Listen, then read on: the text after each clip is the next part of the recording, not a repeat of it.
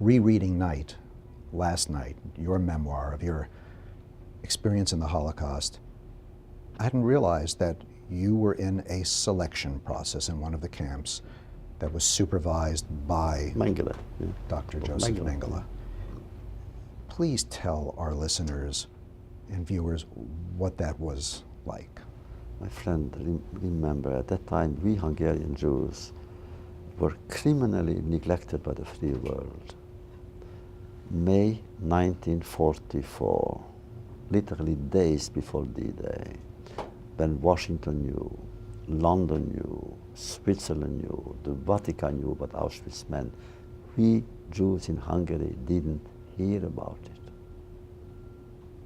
Had we heard about it, my town in Transylvania, which is in the Carpathian Mountains, is surrounded by mountains. We could have escaped into the mountains and hide. So what did we know? Nothing. So therefore, when we arrived there, my father, we arrived in Auschwitz. He looked through the window. He said, "Escape Auschwitz." The name meant nothing to us. We were there, and we had no idea. And this doctor?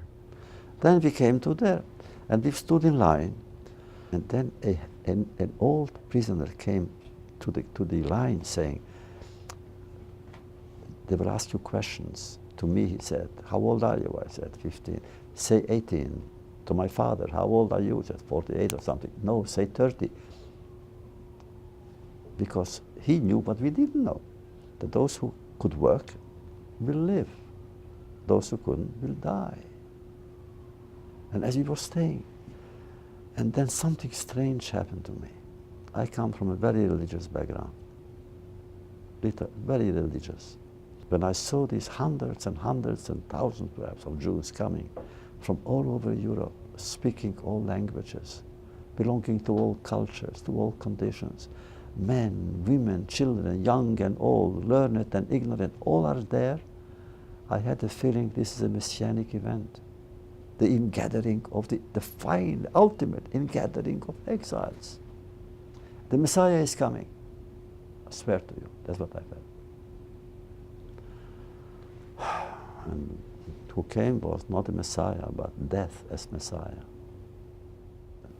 The description of your father and how close he came to surviving all the way was what, 6 weeks before the liberation?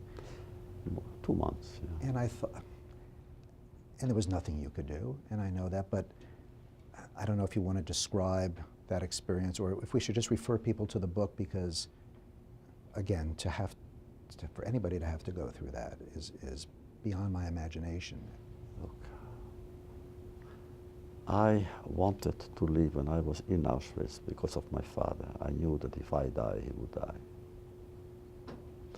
But then we went to Buchenwald together. When he died, I didn't live anymore. That's why the book, which is so small, since January 27 to April 11, maybe 3-4 pages. Nothing. Because nothing happened to me. I wasn't alive. But you came back to life. I came back on April 11. And all of a sudden, the American army was there in Buchenwald, the first American soldier. To this day, you know, I'm so grateful to the American army. You cannot imagine.